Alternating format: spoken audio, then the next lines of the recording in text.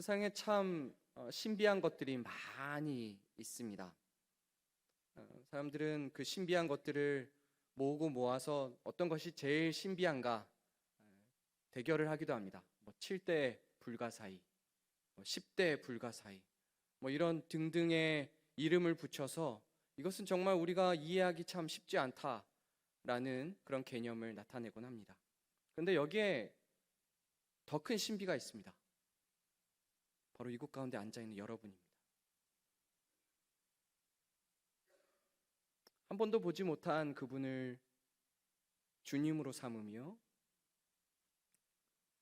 기록된 말씀을 통하여서 믿음이 주어지며 또한 처절하게 그 믿음을 가지고 몸부림치며 살아가는 정말 신비로운 삶들이 바로 이곳 가운데 있습니다.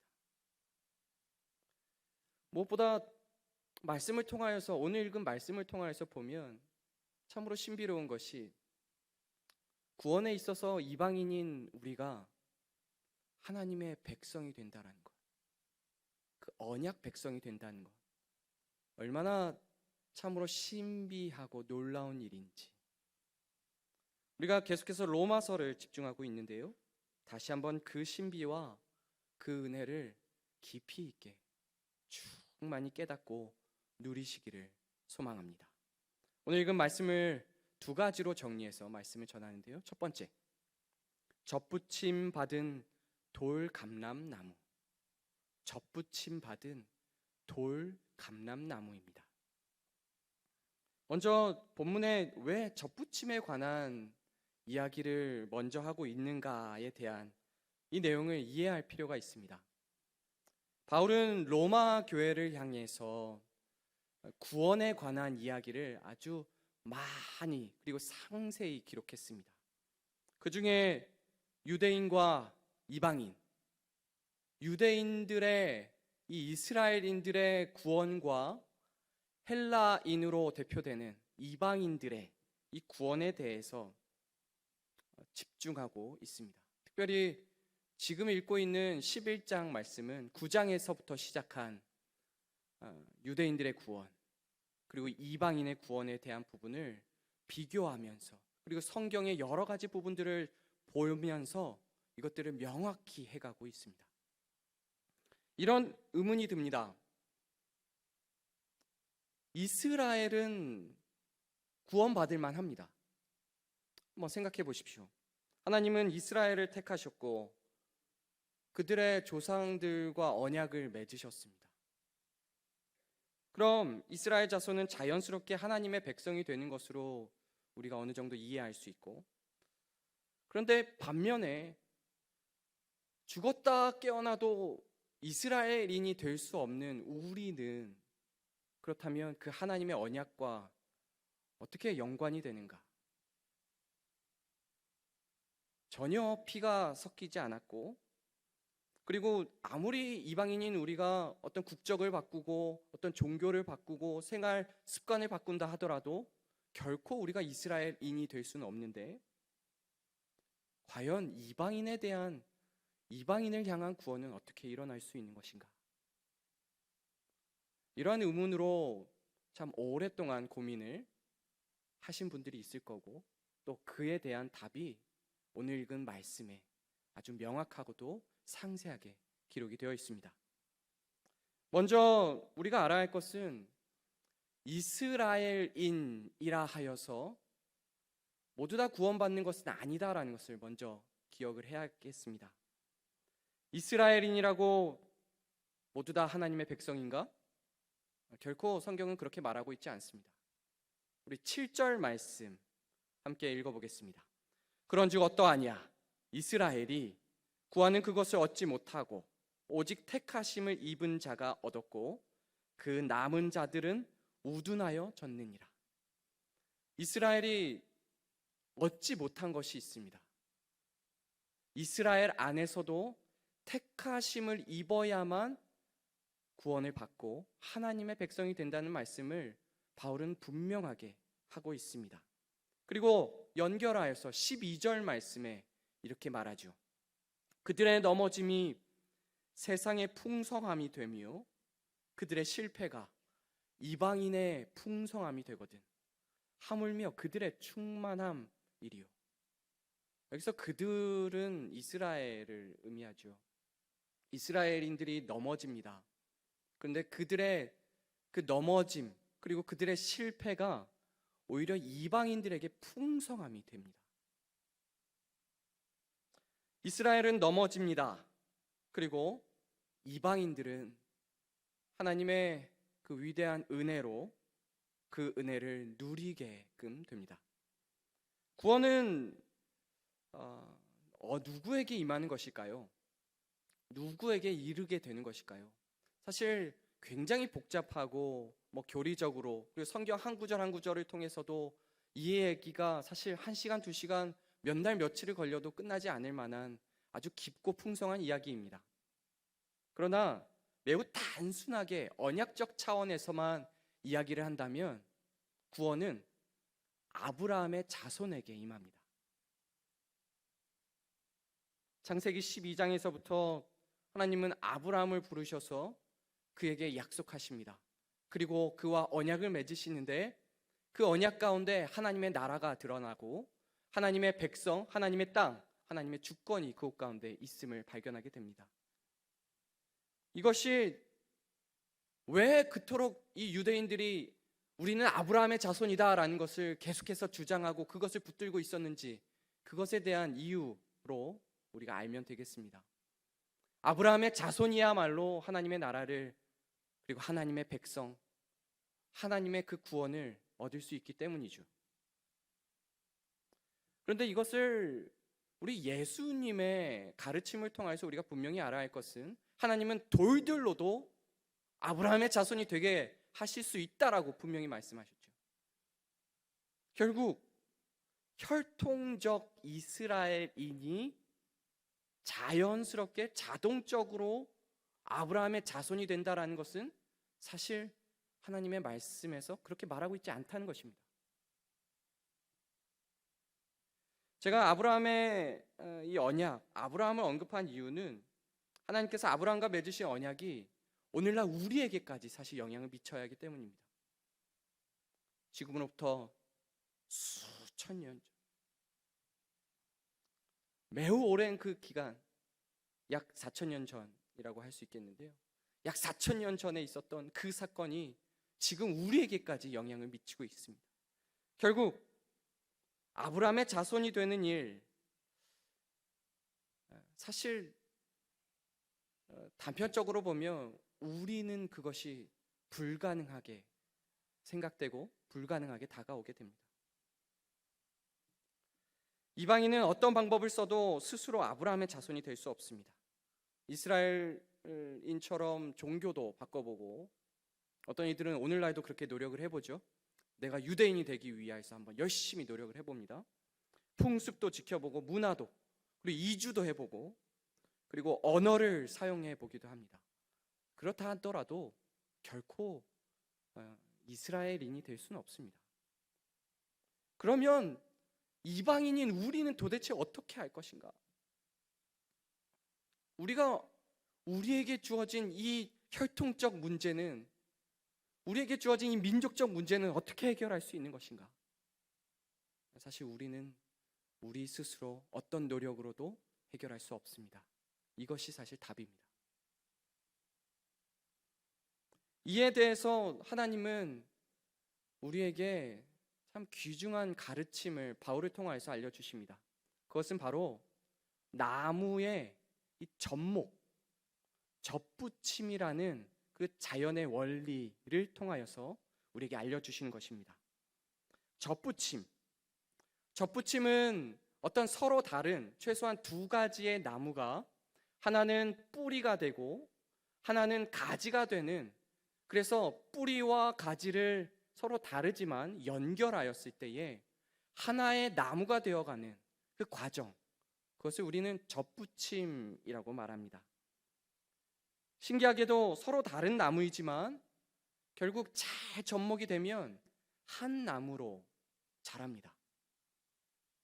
이는 우리 민족도 오래 전부터 해왔던 방법인데요. 제가 찾아보니까 약 500년이 넘은 감나무가, 접붙임을 한 감나무가 아직도 살아있다고 합니다. 사과나무, 배나무, 매실, 밤나무, 이런 것들이 접붙임을 통하여서 그 열매를 풍성하게 맺어서 우리의 입에까지 들어오는 것입니다. 요즘에는 블루베리까지 이 접붙임을 통해서 생산해 낸다고 합니다. 이 접붙임, 하나님은 바울을 통하여서 이 로마서 11장에 이 두 나무를 가지고 접붙임의 원리를 우리에게 설명해 주십니다. 바로 감람나무라는 나무인데요, 우리 감람나무는 올리브 나무입니다. 올리브 나무와 똑같은 나무입니다. 한자식 표현이죠. 감람나무, 이 감람나무는 이스라엘 지역에 매우 흔하고 그리고 참으로 없어서는 안 될 나무입니다. 포도나무, 그리고 무화과나무, 그리고 이 감람나무가 이 이스라엘을 상징한다라고 할 정도로 매우 중요하고 귀중한 나무이지요. 이 나무가 접붙임을 하는데 그것은 바로 이것입니다. 돌감람나무의 가지를 참감람나무 뿌리에 접붙임을 하는 것입니다. 우리 잘 이거 헷갈리시면 안 됩니다. 돌감람나무의 가지를 참감람나무 뿌리에 이렇게 접붙임을 하는 것입니다. 우리 17절 말씀을 읽어보면 이렇습니다. 또한 가지 얼마가 꺾이었는데 돌감람나무인 내가 그들 중에 접붙임이 되어 참감람나무 뿌리에 진액을 함께 받는 자가 되었은즉. 돌감람나무가 참감람나무에 붙는 것입니다. 여기서 참감람나무는 이스라엘을 말하고 돌감람나무는 이방인을 말합니다. 참감람나무의 이 형태가 지금 이렇습니다. 뿌리가 있고 어느 정도의 가지가 꺾여 있는 상태입니다. 근데 그 가지가 꺾여 있는 곳에 돌감람나무의 가지들을 꺾어 그곳에 접목을 하는 것입니다. 결국 이 접붙임이 성공하게 되면 돌감람나무는 참감람나무에 붙은 한 나무가 되는 것이죠. 이스라엘이 하나님의 말을 불순종하고 정말 안 들은 것이 분명히 맞습니다. 그런데 그렇다고 해서 하나님은 이 이스라엘을 완전히 다 뽑아버리고 완전히 처음부터 시작하시지 않았습니다. 왜냐하면 하나님은 이 아브라함으로부터 시작하신 이 언약을 분명히 지키시기 위해서입니다. 아브라함, 그 언약은 여전히 유효합니다. 그런데 그 언약은 남은 자로 표현된 이스라엘과 그리고 접붙임 받은 이 이방인들에게 적용이 됩니다. 아브라함 언약은 남은 자가 된 이스라엘과 접붙임 받은 이방인들에게 적용이 됩니다. 참으로 놀라운 것이 하나님은 이 두 가지의 방법을 쓰시죠. 자연적 방법과 초자연적 방법을 쓰시죠. 당연히 초자연적 방법은 하나님만이 하실 수 있는 방법입니다. 근데 자연적 방법에서 이 접붙임이라는 방식은 물론 우리 인위적인 방식으로 어느 정도 사용이 되지만 그러나 이것은 분명히 자연스러운 자연의 법칙에 포함이 됩니다. 결국 하나님은 이 구원의 법칙을 자연 법칙을 통해서 깨닫게 하시는 것입니다. 참 놀라운 하나님의 섭리입니다. 어떻게 서로 다른 나무를 한 나무가 되게 하는가? 혹시 여기서 앞으로 또는 지금까지 접목을 해보신 분들, 그 경험을 되살려 보시고 앞으로 접목을 해보겠다 하신 분들은 그 접목을 하실 때에 이 로마서 11장 말씀을 꼭 좀 읽어보십시오. 그것을 통하여서 하나님의 구원 섭리를 묵상하게 될 것입니다. 그런데 여기서 제가 잘 들어보시라고 했죠. 참 감람나무에 돌 감람나무를 심는 겁니다. 붙이는 겁니다. 우리가 도시에서 살아서 여기에 대한 이상함을 혹 못 느낄 수 있습니다. 왜냐하면 이 농사를 어느 정도 지어 보시거나 또 식물에 대해서 잘 아시는 분은 이 말씀을 읽었을 때에 의문이 딱 듭니다. 실제로 제가 이전에 사역했었던 곳에서 이 말씀을 함께 공부했는데 이 말씀에 대해서 질문을 하시더라고요. 왜냐하면 그분은 농사를 직접 지으신 분이었기 때문입니다. 왜냐하면 일반적으로 참이라고 붙은 나뭇가지를 돌이라고 이름이 붙은 곳에 붙입니다. 그러니까 성경 지금 이제 바울이 설명한 것과 반대의 경우라는 거죠. 왜냐하면 돌이라고 이름이 붙은 나무는 대부분 야생을 의미합니다. 야생. 아주 험난한 곳에서 자랐기 때문에 뿌리가 튼튼합니다. 대신에 열매가 매우 작거나 왜소하죠. 반면에 참이라고 붙은 나무들은 대체로 이 열매가 매우 튼튼합니다. 반면에 이 뿌리는 굉장히 비실비실합니다. 그래서 좋은 나무가 되고 좋은 열매를 맺게 하고 오랫동안 그 나무를 유지하기 위해서는 실제로 돌이라고 이름 붙은 나무에 참이라고 이름 붙은 것을 붙이게끔 되어 있습니다. 혹시 오늘 처음 아는 사실이었다면 접목할 때 그렇게 해보십시오. 우리도 일반적으로 그렇게 해옵니다. 농부들은 뭐 참배나무가 있다면 돌배나무에 접목을 합니다. 사과도 오늘날은 좀 달라졌지만 돌사과 나무에 참사과를 접목합니다. 그렇게 해서 좋은 뿌리에 좋은 열매를 맺게끔 하는 것이죠. 그런데 오늘 읽은 말씀에는 반대로 되어 있죠. 참 감람나무에 돌 감람나무 가지를 붙인다니. 사실 그래서 어떤 이들은 바울이 참 무언가 설명은 하고자 했으나 농사에 대해서 참 몰랐다. 식물에 대해서 참 모르는 사람이 뭔가 설레발치듯이 모르는 것을 말하려고 했다라고 이야기하는 경우도 있습니다. 그러나 놀라운 것은요, 어떤 학자가 발견을 했는데요, 고대 지중해 연안의 어떤 문헌을 통하여서 발견한 내용이 돌 감람나무 가지를 참 감람나무 뿌리에 일부러 접목을 한다는 것입니다. 그 이유는 활력이 없는 참 감람나무에 활력을 더해주기 위해서입니다. 이 생명력이 아주 강력한 이 돌 감람나무의 생명력을 어떻게 보면 참 감람나무에 불어 넣어주는 것이죠. 이것을 이해하기에는 이렇게 보는 것이 더 수월하겠습니다. 하나님은 그동안 참 감람나무 이스라엘을 정말 애지중지 키우셨습니다. 정말 귀하게 키우셨습니다. 바람이 불어도 비가 와도 천둥 번개가 쳐도 쓰러지지 않을까 참 고생하시면서 이 나무를 키우셨습니다. 그런데 이 참 감람나무가 주인이신 하나님의 뜻에 전혀 맞지 않게 자라는 것입니다. 가지가 점점 메말라가고 썩어 메말라갑니다. 당연히 농부이신 하나님은 이 썩은 가지를 잘라내고 생명력을 더 더하기 위하여 돌 감람나무를 붙이시는 것입니다.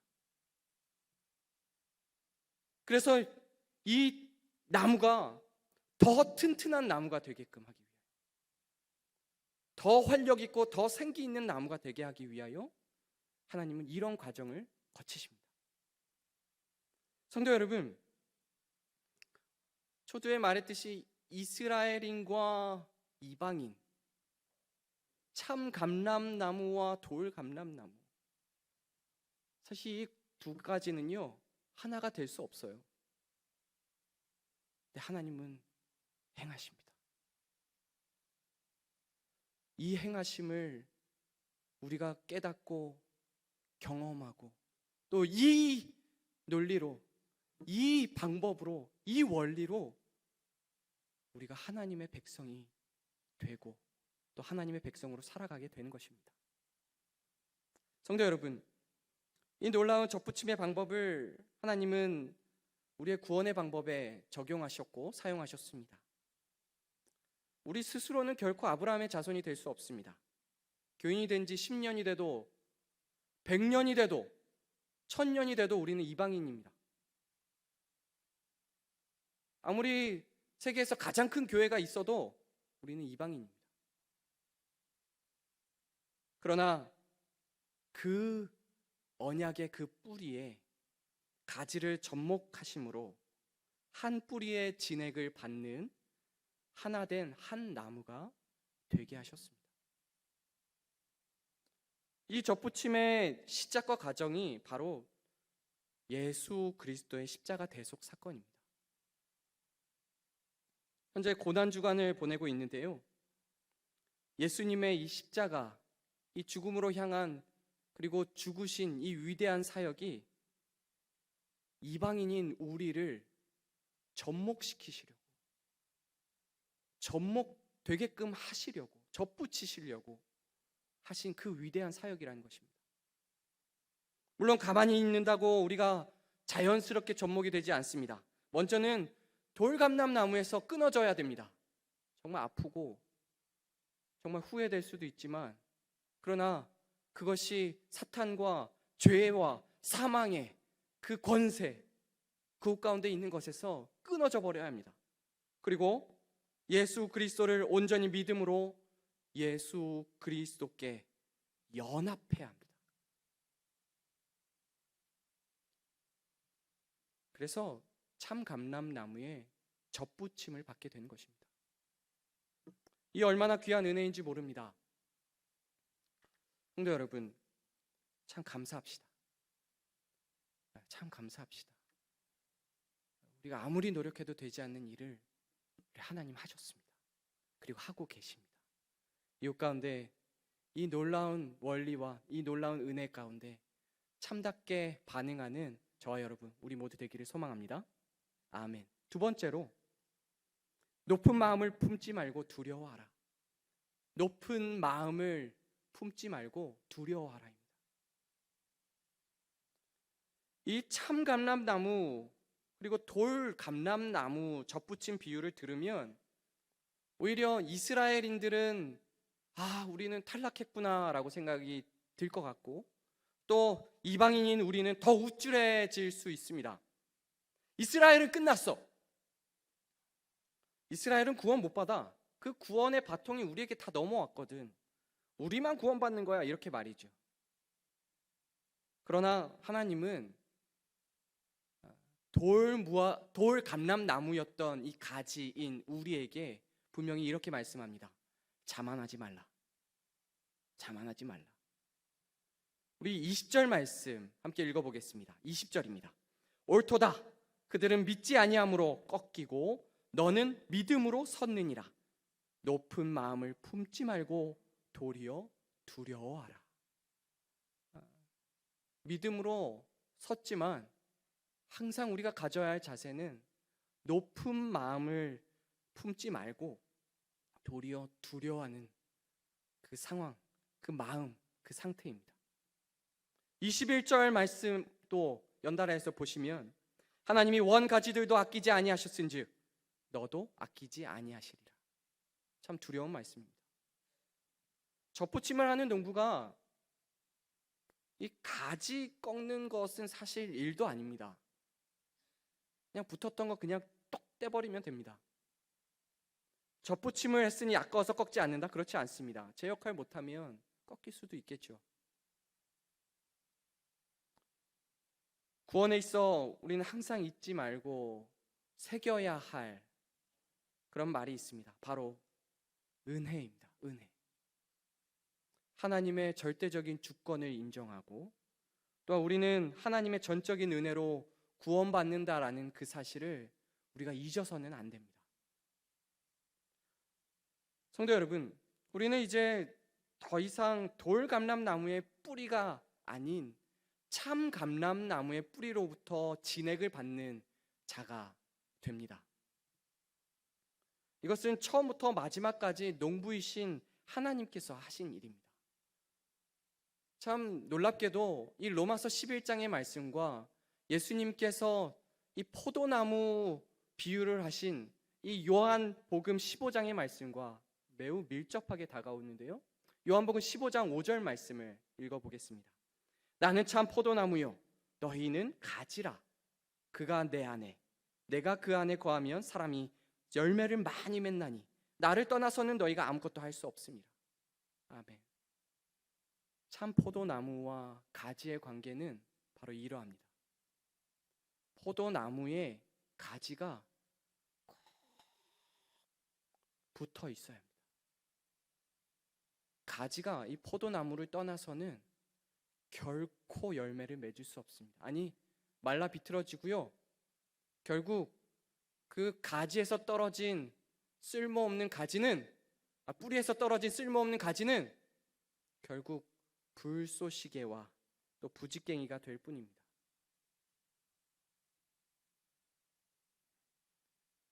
우리는 이러한 생각을 분명히 금해야겠고 또 이러한 생각에서 벗어나야 할 것입니다. 이 정도면 됐지. 나 정도면 됐어. 아니, 내가 다른 사람보다 낫지.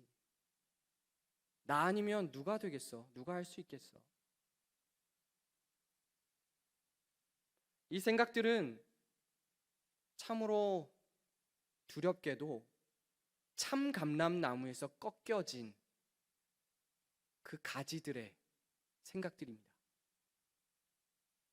우리가 그 길을 따라가서는 안 되겠죠. 구원의 일에 있어 유념해야 할 두 가지 생각과 자세. 첫 번째, 먼저는 높은 마음을 품지 말고, 그리고 다음으로 도리어 두려워하라 입니다. 높은 마음을 품지 말라. 도리어 두려워하라. 성도 여러분, 고난주간입니다. 예수님은 죄로 인하여 이 창조주 하나님과 이 피조물, 하나님의 피조물인데 하나님으로부터 떠난 죄인 이 피조물입니다. 이 분리되고 갈라진 이 사이를 우리 주 예수 그리스도께서 다시 평화로, 그 샬롬으로 연결하시기 위하여, 또한 이스라엘과 이방인 사이에 있는 어떤 누구도 뛰어넘을 수 없었던 그 벽을 허물어뜨리시기 위하여 십자가에 달려 죽으셨습니다. 누군가가 보기에는 그 십자가는 아무런 의미가 없고 참으로 쓸모없는 것이라고 생각할지 몰라도 사실 그 일은 온 세상에서 가장 신비로운 사건입니다. 우리가 얼마나 감사해야 하는지, 얼마나 귀한 은혜로 여겨야 하는지, 그리고 그 은혜 가운데 정말 얼마나 반응하며 몸부림치며 살아가야 하는지 우리가 꼭 깨닫는 우리 되기를 소망합니다. 우리 주 예수 그리스도로 인하여서 언약의 뿌리를 통해 공급되는 진액을 우리가 먹고 마시는 존재가 되었습니다. 그렇다면 우리는 어떤 존재로 살아야 하는가? 오늘도 겸손하시기를 소망합니다. 오늘도 정말 두려워하는 우리가 되기를 소망합니다. 그리고 참으로 그 은혜에 감사하고 그 감사함에 따른 온전한 반응을 하며 살아가는 저와 여러분, 우리 모두가 되기를 소망합니다. 우리 마지막으로 20절 말씀을 우리 함께 읽고 우리 기도하도록 하겠습니다. 20절입니다. 옳도다. 그들은 믿지 아니함으로 꺾이고 너는 믿음으로 섰느니라. 높은 마음을 품지 말고 도리어 두려워하라. 아멘. 기도하겠습니다. 기쁘시고